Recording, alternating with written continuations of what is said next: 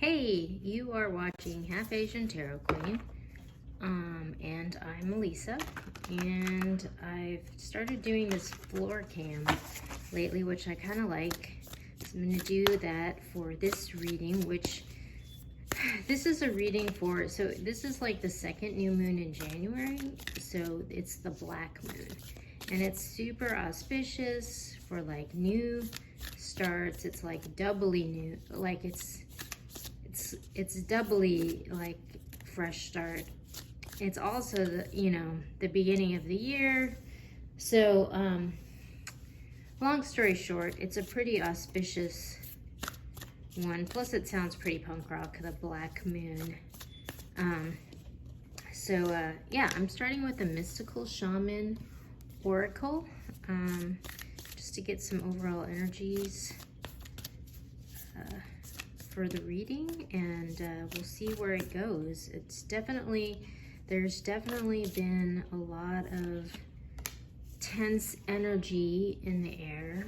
I mean, if you even watch the news, you can see there's like all this tension around like this conflict that's brewing between Russia and the Ukraine, and I feel like that sort of like brewing standoff energy is very prevalent right now. Okay. So, on the bottom of the deck, we have the Vision Quest. So this is kind of, it kind of reminds me of the Fool in the Tarot deck, but this person is sort of being led, by their heart. You can see there's a big heart there, and they're going on this journey, like they're being led on this journey of like development and, self-actualization, and yeah, so perhaps that's kind of what this new beginning is leading to. But in this moment we have middle world, we have arrow, we have gatherer, and we have sweat lodge. Hi, those are my mom's cute little booties that just showed up on the screen. So kind of what I'm getting from this is, so it's just sort of like there's like a major, it's like a reality check that's happening, that's necessary to sort of like pave the way for this, sort of liberate someone for this journey. And it's interesting because when I picked that up, we had the Time Master on the bottom, which is like, this is a card all about sort of like, it's sort of like healing from some sort of recurring cycle that's been happening in life. It happens, you can see the cycles in here, and it's just sort of like, there's like a karmic cycle, and it's like you finally unlocked it and figured out like what is drawing you into this pattern, and you've sort of like healed your own energy so that you can finally be liberated from whatever this cycle is, and that is freeing up energy to go on this new quest. And it's interesting because that's, in a way, like from a different perspective, what these cards are talking about. The middle world, this speaks to like three-dimensional reality that we all kind of live in day to day. And it's like there's this like bubble here, the bubble of three-dimensional reality, and you can see that like there's all these spiritual influences around this bubble, but like there's these birds that are inhabiting the bubble, and like, and there's another card in the deck, and it's called the Crow, and it talks about the truth, like it's sort of being symbolic of the truth.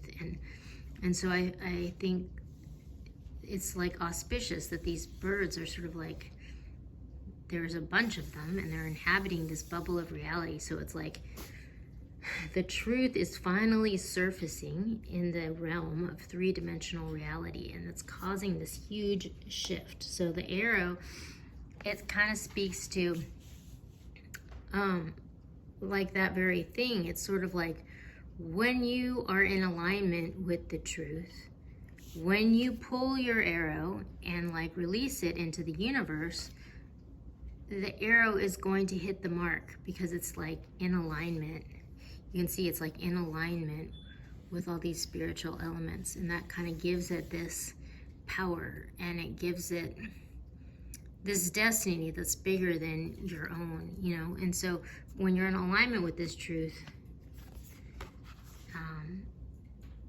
your arrow is going to hit the mark, you know, which leads really nicely into this card, the Gatherer, because this is all about, you know, this person just kind of like roams the world, and then what they need comes to them when they need it. They're like, you know, they can gather up fruits and berries and vegetables, and like, and they can sort of trust in the universe that what they need is going to be there when they need it, and so that they can exist, you know, in this way. Can you please turn off that water, please? Okay. Thank you. And then that goes right into the sweat lodge. So the sweat lodge speaks to, and it's interesting because there's this bird flying over this. There's this bubble here, and this person, it's like they're going towards this light at the end of the tunnel, but in this process, they're shedding something, like maybe a distorted perception of reality, or, you know, some sort of pattern, karmic pattern. They're shedding it, they're leaving it behind, and they're going towards this light. And they've like now come into alignment with this truth. And that's sort of like liberating them to have this new journey, a new experience in life. And that's really interesting because that really lines up with the message of the black moon that we were talking about. It's just like really like a new beginning. Since it is the black moon, I'm going to this black and white deck, the Bianco Nero deck, and I'll get few cards here, and then oh my gosh, I've got like a couple other, I got this new deck actually that I want to try out. I've only used it a couple times, but I really love it. Oh my gosh. Yeah. Okay. This definitely looks like a sort of like climactic moon transit. Oh my gosh. The Three of Swords, heartbreak. Okay, so at the bottom we have the Six of Cups. So this can speak to a soulmate connection, or like a deep connection with someone from the past. So it's almost like whatever this pattern is that's being released, it has to do with someone from the past, or someone that you've had like a long-standing connection with, and there's some sort of pattern within that connection that like it just needs to change. And like that's sort of what this confrontation is about, because it's like this card speaks to having to really like stand your ground, take control of the situation, and like make a bold move. And it's like something that you've actually really been contemplating for some time. And the reason is because this move is going to be heartbreaking for someone. Okay, so this is the new deck that I was talking about, the Intuitive Night Goddess Tarot. So it seems really also appropriate for the black moon, but like the artwork is super amazing, and I really like the messages in the book too. I feel like they're kind of like innovative perspectives on the classic deck. But yeah, you can see like this really seems to fit with the whole black moon theme. So we'll see what this one says. But yeah, this really looks like there's a new beginning that's coming online, but there's going to have to be like this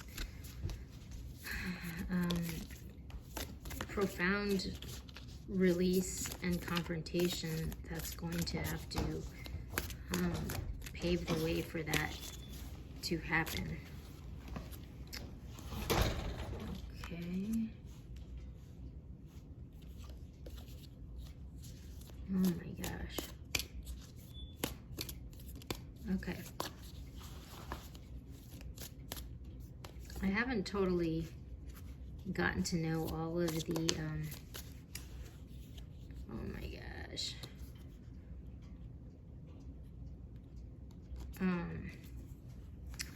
Wow, this was like, had like, oh my gosh. So these three fell out together at the end. So I'm just gonna, I feel like this is auspicious because it fell out right under this whole row here. It's like Sweat Lodge. Well, I'll get to that. But, so we have the Empress. So this is the birth, you know, which makes sense. This is the birth of something new.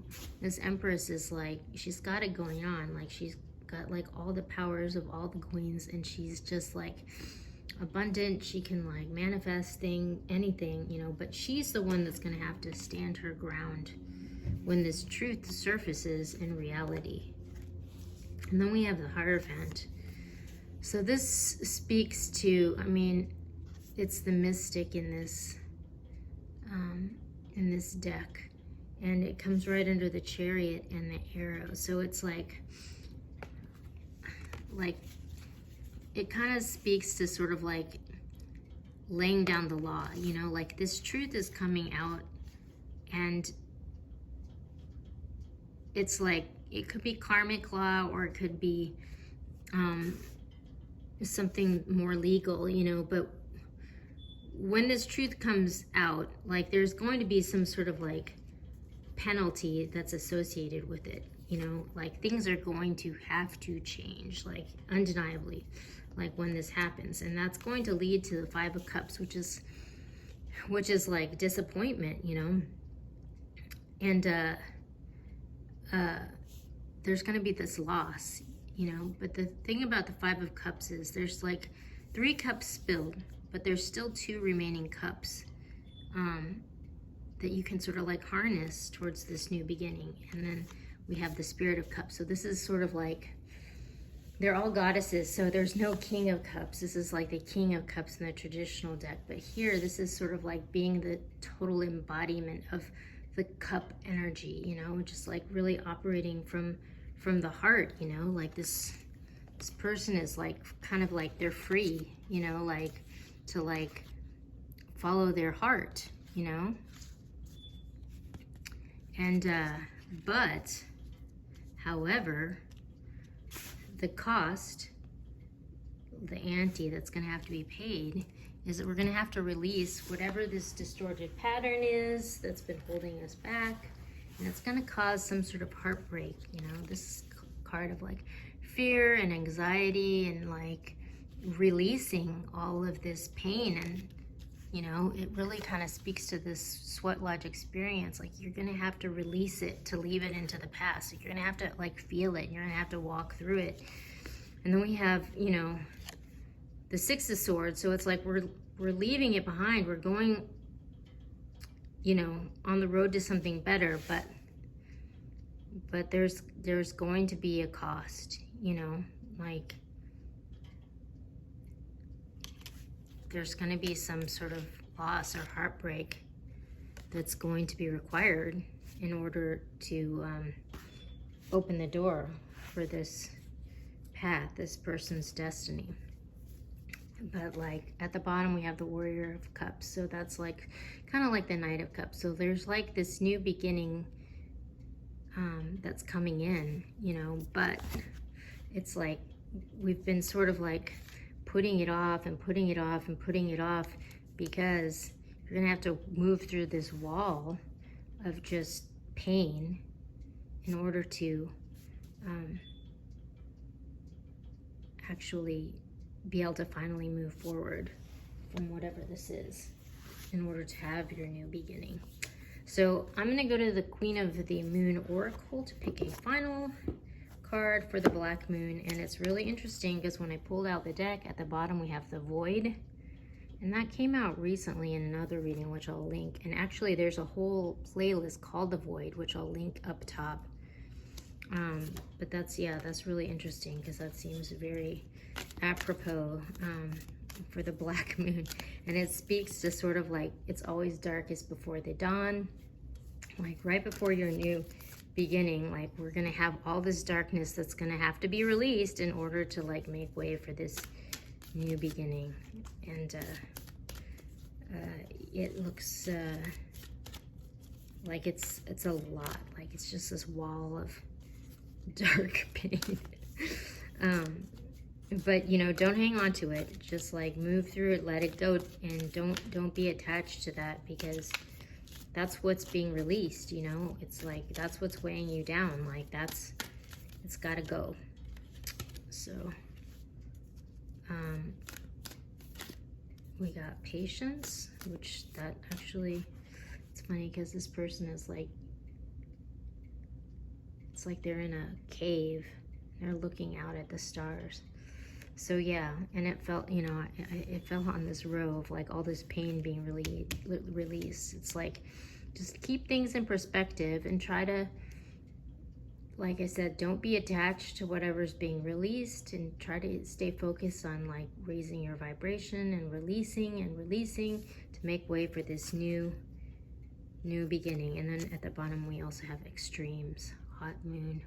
So yeah, it looks like whatever that is being released, it's like going to be extreme drama. It's going to be requiring patience, but it's ultimately going to be good, because it's what's necessary to move into the new world. I mean, it's kind of like I was talking about with like Russia and the Ukraine, and there's like this battle for resources in the world, and everything's difficult and everything's changed, and we can't go back to the old. We have to move forward, you know, and it's gonna require some tough choices, you know. So I wish you love and I wish you peace moving through all of this. It's a challenging moment, but stay centered and stay grounded, and don't take things personally, and just stay focused on healing your own vibration, and let the rest go. So I'll leave you with that message.